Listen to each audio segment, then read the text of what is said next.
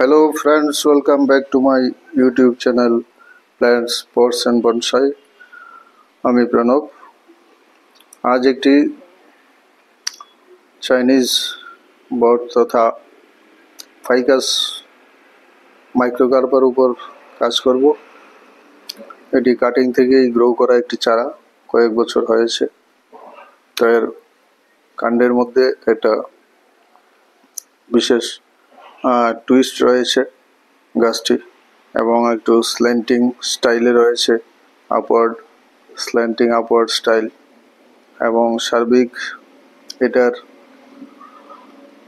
যে সার্বিক স্টাইল সেটা রয়েছে ত্রিকোণাকৃতি, ট্রায়াঙ্গুলার স্টাইল উপর থেকে নিচের দিকে। তো এই গাছটিকে আজ আমি একটু রিফাইন করব। এর কিছু অপ্রয়োজনীয় ডালপালা ছোট ছোট বেরিয়ে গেছে, সেগুলিকে রিমুভ করে নেব। আর তার আগে আমি শেষবার যখন এটিকে ওয়ারিং করে সাজিয়েছিলাম, সেই পুরনো ওয়ারিংগুলি আমি এক এক করে প্রথমে খুলে নিচ্ছি। ওয়ারিংগুলি দীর্ঘদিন থাকলে গাছের বাকলের মধ্যে বসে যায় এবং গাছের ক্ষতি সাধনও করতে পারে, গাছের বৃদ্ধিও ব্যাহত হয়। এগুলি বসে যায় গাছের মধ্যে। তাই প্রথমে আমি পুরানো যে তারগুলি, ওয়্যারগুলি, সেগুলিকে খুলে নিচ্ছি। সেগুলিকে খুলে কোনো কিছু গোলাকৃতি কোনো দণ্ডের মধ্যে দু হাত ধরে এটাকে ঘষলে পরে আবার সোজা হয়ে যায়, একদম প্লেন হয়ে যাবে এবং পুনরায় সেটাকে ব্যবহার করা যাবে। এটাকে রিইউজ করা যায়। আর কেটে ছোট ছোট করে কেটে ফেলে দিলে সেইগুলিকে আর দ্বিতীয়বার ইউজ করা যাবে না। তাই ওয়েস্ট না করে আমি তারগুলিকে ধৈর্যের সঙ্গে একটু কষ্ট করে খুলে নিচ্ছি, যেন আমি আবার সেগুলিকে ব্যবহার করতে পারি।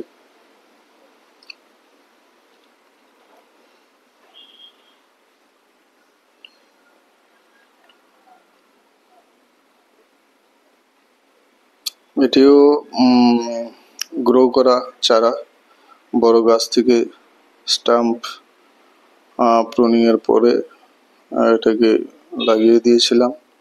সেটা যখন কিছু বড় হয় তখন এর কাণ্ডটাতে এইভাবে একটা টুইস্ট দিয়েছিলাম।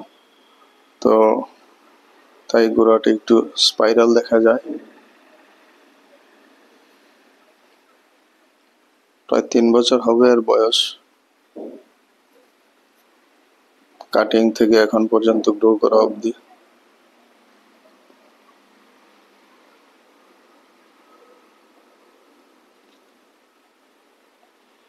তো আমি এইভাবে সবগুলি পুরনো তার ব্রাঞ্চ থেকে খুলে নিলাম। এখন অপ্রয়োজনীয় যেই শাখা, নতুন নতুন শাখা বেরোচ্ছে, সেগুলিকে আমি আমার প্রুনিং সিজারের সাহায্যে এগুলিকে রিমুভ করে নিচ্ছি।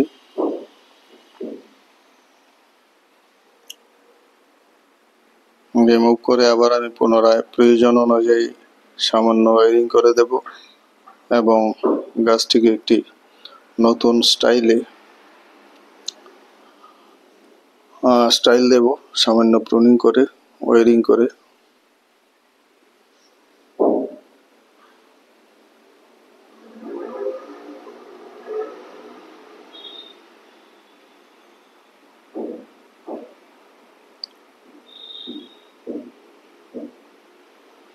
এর ব্রাঞ্চগুলি মোটামুটি সাজানো আছে, তবে একে আর একটু রিফাইন করে আর একটু সঠিকভাবে সাজিয়ে নিতে হবে, যেন গাছটিকে আরো সুন্দর দেখায়।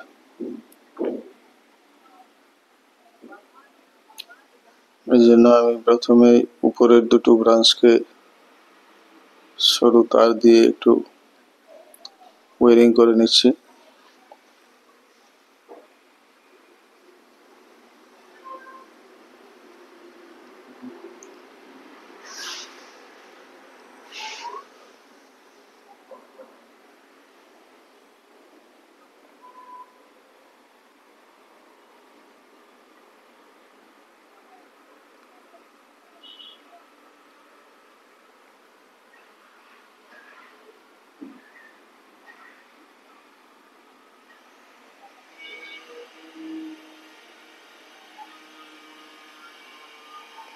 এখন অপর দুটি টপ ব্রাঞ্চকে আমি ওয়ারিং করে নিচ্ছি এবং এর যে অ্যাপেক্স সেটা তৈরি করে নিচ্ছি।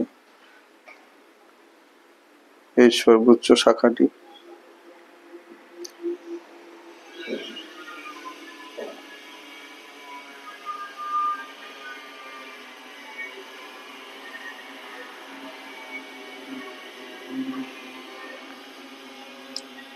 এইভাবে সাজিয়ে নিলাম।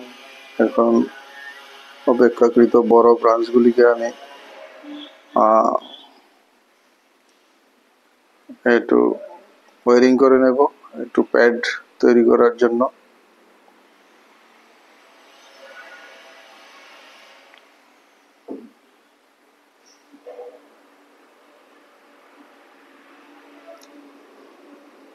এইভাবে এই ব্রাঞ্চগুলির মাথাতে কিছু ছোট প্যাড ওয়ারিং করে সাজিয়ে নিলাম।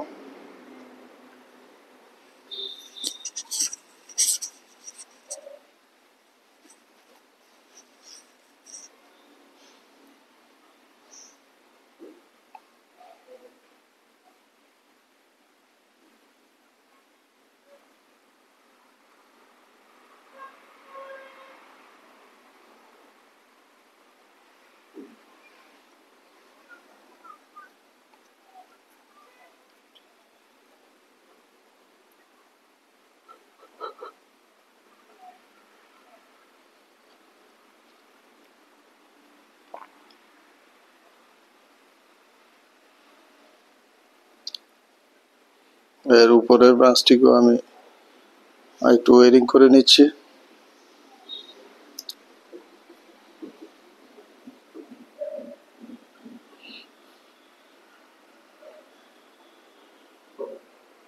এভাবে সাজিয়ে নিলাম।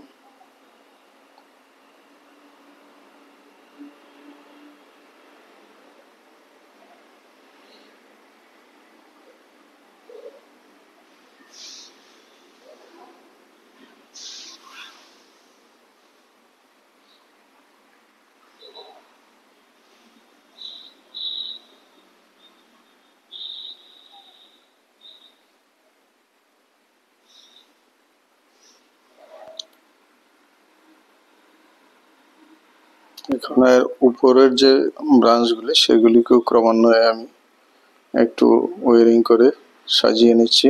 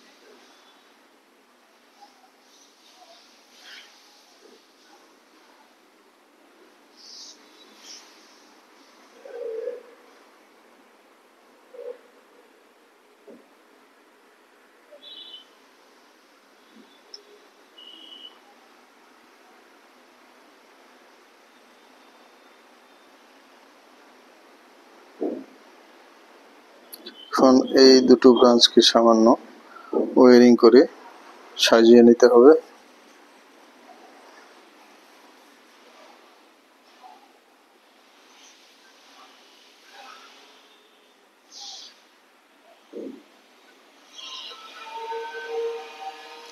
আমি অ্যাঙ্কর করে নিয়ে এটার উপর তার জড়িয়ে নিচ্ছি।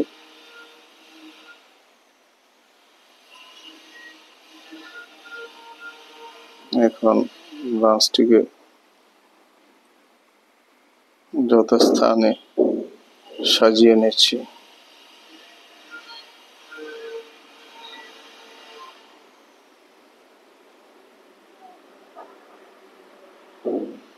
এইগুলিকে সাজাবার সময় এবং স্টাইল করার সময় মাঝে মাঝে ক্যামেরার পিছনে গিয়ে দেখতে হয় যে লুকটা কেমন রয়েছে। খুব কাছ থেকে কাজ করার সময় অনেক সময় সঠিকভাবে বোঝা যায় না যে এর যে সজ্জাটা ঠিক আছে কিনা।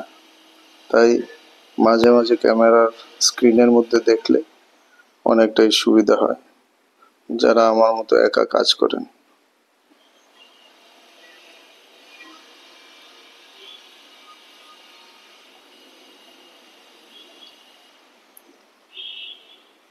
আমি এর কাজ, রিফাইনিং এর কাজ মোটামুটি শেষ করে এনেছি। এখন আমি এটাকে একটা ফাইনাল লুক দিয়ে দেব কাজটিকে। দেখুন একটু স্ল্যান্টিং এবং একটা ট্রায়াঙ্গুলার শেপ। তো এই ব্রাঞ্চগুলি যখন আরো মোটা হবে এবং পরিণত হবে, প্যাডগুলি আরো বড় হবে, তখন নিশ্চয়ই এটিকে একটি ভালো বনসাই পরিণত হবে। তো এইভাবে আমি আজ এই চাইনিজ বোর্ড বা মাইক্রো গার্বার উপর কাজ করলাম।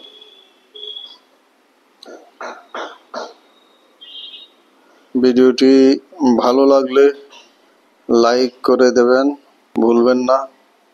আর যারা নতুন দর্শক রয়েছেন চ্যানেলটিকে সাবস্ক্রাইব করে বেল আইকনটি চেপে রাখলে সব ধরনের নোটিফিকেশন সবার আগে পেয়ে যাবে। তো ভিডিওটি এখানেই আমি আজ শেষ করছি।